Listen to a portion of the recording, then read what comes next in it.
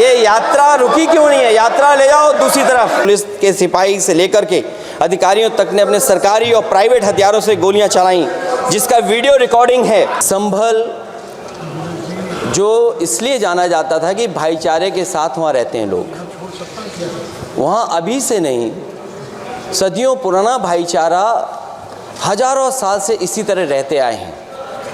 लेकिन अचानक ये जो घटना हुई है, ये सोची समझी रणनीति के तहत वेल प्लान्ड हुआ है और वहाँ के भाईचारे को गोली मारने का काम हुआ है। जो घटना हुई है वो सोची समझी साजिश है। वहाँ जो खुदाई की बात लगातार अध्यक्ष महोदय देश में कोने कोने पर भारतीय जनता पार्टी और उनके सहयोगी और समर्थक शुभचिंतक हमारे देश का सौहार्द, हमारे देश का भाईचारा, हमारे देश का गंगा जमनी तहजीब को खो देगा। मैं आपका धन्यवाद इसलिए भी देता हूं कि इस महत्वपूर्ण जो साजिश हुई, और वो साजिश सोची समझी इसलिए मैं बोल रहा हूं। उत्तर प्रदेश का चुनाव था, पहले 13 तारीख को चुनाव होना था और 13 तारीख के चुनाव को उन्होंने बढ़ा करके 20 तारीख कर दिया। और इस जो घटना है मैं आपके सामने पढ़ना चाहता हूं। अध्यक्ष महोदय, ये यात्रा रुकी क्यों नहीं है? यात्रा ले जाओ दूसरी तरफ।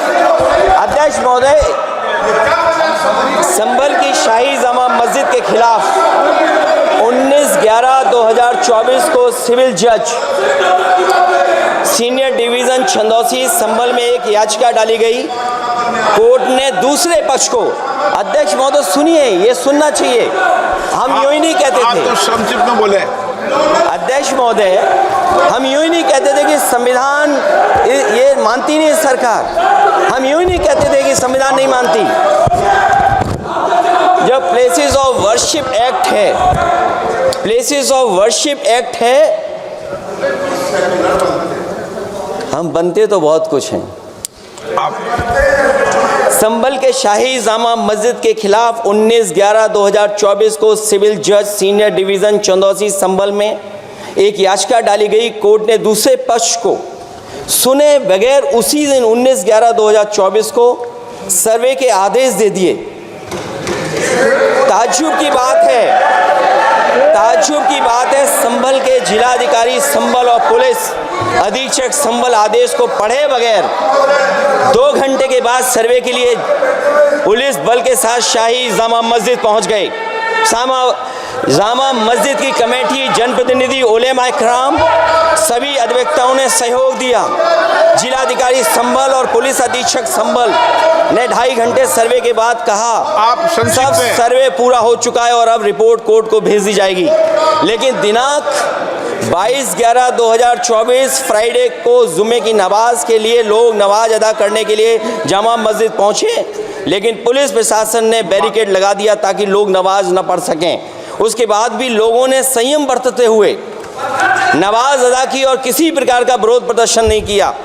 29/11/2024 को कोर्ट की अगली तारीख तय थी। शाही जामा मस्जिद की कमेटी और मुस्लिम समाज के सभी लोग कोर्ट में केस की पैरवी के लिए तैयारी कर रहे थे, परंतु दिनांक 23/11/2024 की रात पुलिस प्रशासन द्वारा कहा गया 24/11/2024 यानी अगले दिन सुबह को दोबारा सर्वे किया जाएगा। शाही जामा मस्जिद कमेटी और अधिवक्ता ने कहा कि इस सर्वे तो मुकम्मल हो चुका है, अब दूसरे सर्वे की क्या आवश्यकता है? कोर्ट के आदेश का हमने पालन कर दिया। अगर दूसरे सर्वे कराना है तो दोबारा आदेश करवाएं, कोर्ट के आदेश के बाद हम दोबारा सर्वे करा देंगे। लेकिन जिलाधिकारी संभल और पुलिस अधीक्षक संभल ने कोई सुनवाई नहीं की और तानाशाही दिखाते हुए सुबह के वक्त से पहले शाही जामा मस्जिद आ गए। शाही जामा मस्जिद कमेटी और मुस्लिम समाज के लोगों ने फिर भी धैर्य रखा और दोबारा सर्वे के लिए अंदर ले गए। सर्वे के दौरान करीब 1.5 घंटा बाद जब जनता को सूचना मिली तो वो इकट्ठा होना शुरू हो गए। लोगों ने सर्वे का कारण जानना चाहा तो सर्किल ऑफिसर ने उनके साथ गाली गलौज की और लाठीचार्ज करवाकर बुरी तरह जख्मी कर दिया। इसका विरोध करते हुए चंद लोगों ने पत्थर चलाए, जिसके बदले में पुलिस के सिपाही से लेकर के अधिकारियों तक ने अपने सरकारी और प्राइवेट हथियारों से गोलियां चलाईं, जिसका वीडियो रिकॉर्डिंग है, जिसके एवज में दर्जन लोग गोलियों से घायल हो गए हैं। 5 जो कि अपने घर से सामान लेने के निकले थे, उनकी मृत्यु हो गई। संभल का माहौल बिगाड़ने में,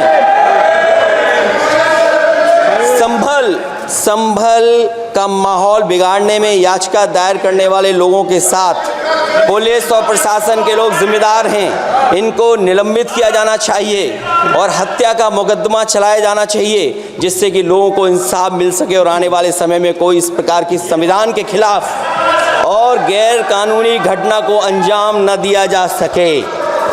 अध्यक्ष महोदय, ये लड़ाई दिल्ली और लखनऊ की है। No, please.